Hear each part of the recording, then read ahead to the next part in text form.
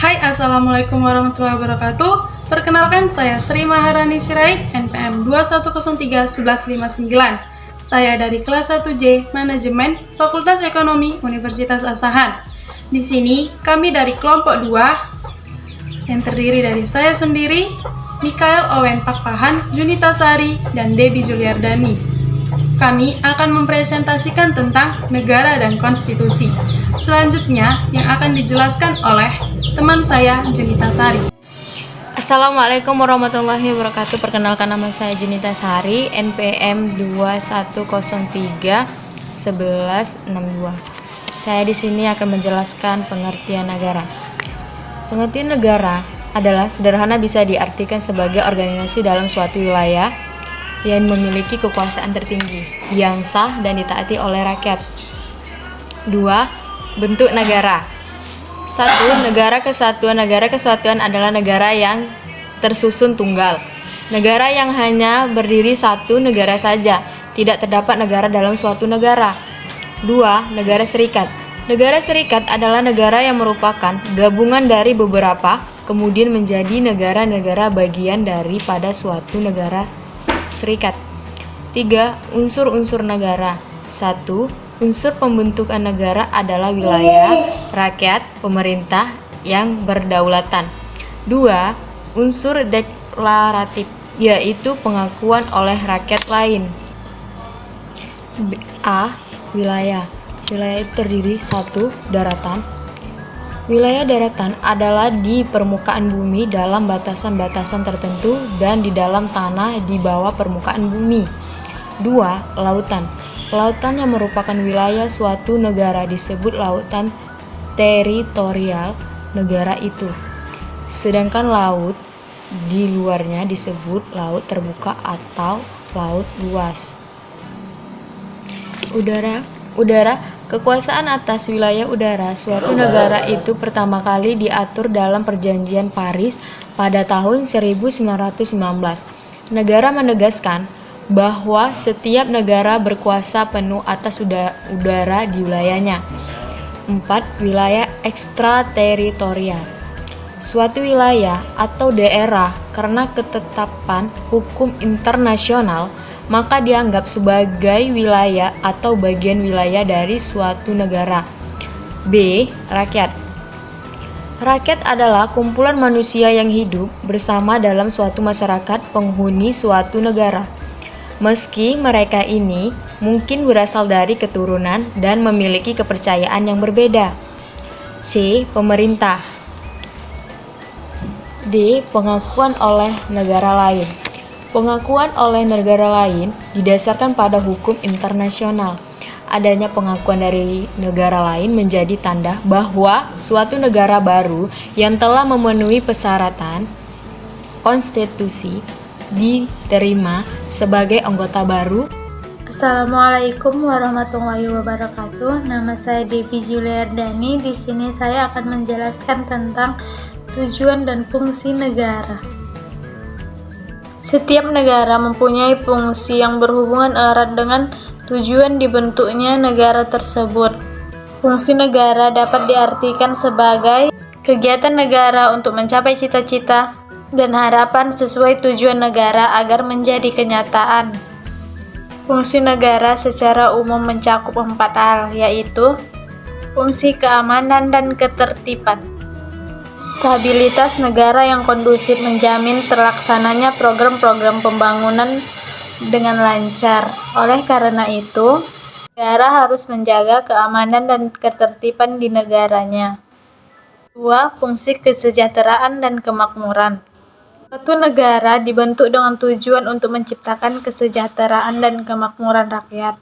Oleh karena itu, negara berfungsi untuk berusaha sebaik-baiknya menciptakan kesejahteraan dan kemakmuran rakyat. Usaha tersebut antara lain dengan pembangunan di segala bidang dan menciptakan sistem ekonomi demi tercapainya kesejahteraan dan kemakmuran. 3. Fungsi pertahanan. Fungsi pertahanan negara sangat penting bagi kelangsungan hidup bangsa dan negara. Tahanan negara akan menentukan bertahan atau tidaknya sebuah bangsa dan negara. Fungsi ketahanan negara berkaitan dengan pertahanan serangan negara lain. Oleh karena itu, perlukan pengadaan alat pertahanan negara serta personil keamanan yang terlatih dan tangguh. 4. Fungsi keadilan. Fungsi negara terakhir adalah fungsi keadilan. Keadilan bagi setiap warga negara harus ditegakkan tanpa membeda-bedakan. Oleh karena itu, bentuklah badan-badan peradilan negara yang harus menjamin keadilan setiap warga negara. Usaha yang dapat dilakukan antara lain memberikan yang adil dalam hukum. Tujuan negara. Tujuan negara secara umum yaitu 1. Memperluas kekuasaan. 2. Untuk menyelenggarakan ketertiban hukum. 3. Untuk mencapai kesejahteraan umum. Selanjutnya, saya akan menjelaskan tentang konstitusi.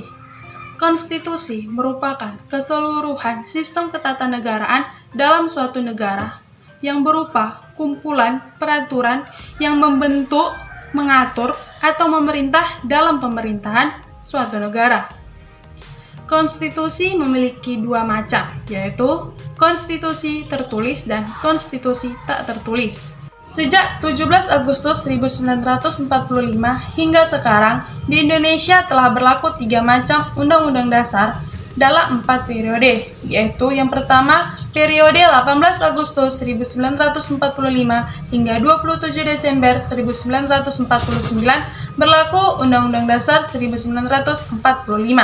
Yang kedua, periode 27 Desember 1949 hingga 17 Agustus 1950 berlaku Undang-Undang Dasar Republik Indonesia Serikat atau RIS.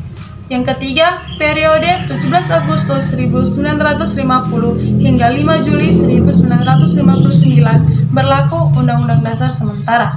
Dan yang keempat, periode 5 Juli 1959 hingga sekarang berlaku kembali Undang-Undang Dasar 1945.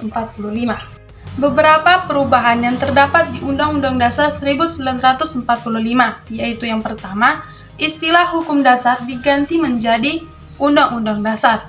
Yang kedua, kata muqaddimah diganti menjadi pembukaan. Yang ketiga, dalam suatu hukum dasar diganti menjadi dalam suatu Undang-Undang Dasar. Yang keempat, diadakannya ketentuan tentang perubahan Undang-Undang Dasar yang sebelumnya tidak ada. Yang kelima, rumusan ketuhanan dengan kewajiban menjalankan syariat Islam bagi pemeluknya diganti menjadi ketuhanan yang Maha Esa. Ketentuan yang ada di dalam Undang-Undang Dasar Republik Indonesia Serikat yang pertama adalah bentuk negara adalah serikat, sedangkan bentuk pemerintahan adalah republik. Yang kedua, sistem pemerintahan adalah parlementer. Dalam sistem pemerintahan ini, kepala pemerintahan dijabat oleh Perdana Menteri. Undang-Undang Dasar sementara 1950 terdiri atas yang pertama, muqaddimah yang terdiri dari 4 ayat, yang kedua, batang tubuh yang terdiri dari 6 bab dan 164 pasal. Yang ketiga, bentuk negara adalah kesatuan dan bentuk pemerintahan adalah republik. Isi Undang-Undang Dasar 1945 sekarang ini hanya terdiri dari 2 bagian, yaitu bagian pembukaan dan bagian pasal-pasal. Sekian dari saya tentang konstitusi, semoga dapat membantu. Selanjutnya akan dijelaskan oleh teman saya, Mikael Owen Pakpahan. Selamat siang, perkenalkan saya Mikael Owen Pakpahan dari kelas 1J Manajemen Fakultas Ekonomi Universitas Asahan. Di sini saya akan mencoba menguraikan penjelasan tentang sistem ketatanegaraan Indonesia. Bentuk negara kesatuan. Bentuk negara yang dianut oleh Indonesia sejak proklamasi kemerdekaan RI tanggal 17 Agustus 1945 adalah kesatuan. NKRI negara yang berbentuk kesatuan. Hal ini sesuai ketentuan Undang-Undang Dasar 1945 Pasal 1 Ayat 1. Negara Indonesia ialah negara kesatuan. Sistem ketatanegaraan. Sistem ketatanegaraan yang diartikan sebagai suatu susunan ketatanegaraan, yaitu segala sesuatu yang berkenaan dengan organisasi negara, baik menyangkut susunan dan kedudukan lembaga-lembaga negara berkaitan tugas, fungsi, dan wewenangnya masing-masing. Sistem ketatanegaraan Indonesia menurut Undang-Undang Dasar 1945 adalah sebagai berikut. 1. Bentuk negara adalah kesatuan. 2. Bentuk pemerintahan adalah republik. 3. Sistem pemerintahan adalah presidensial. 4. Sistem politik adalah demokrasi atau kedaulatan rakyat.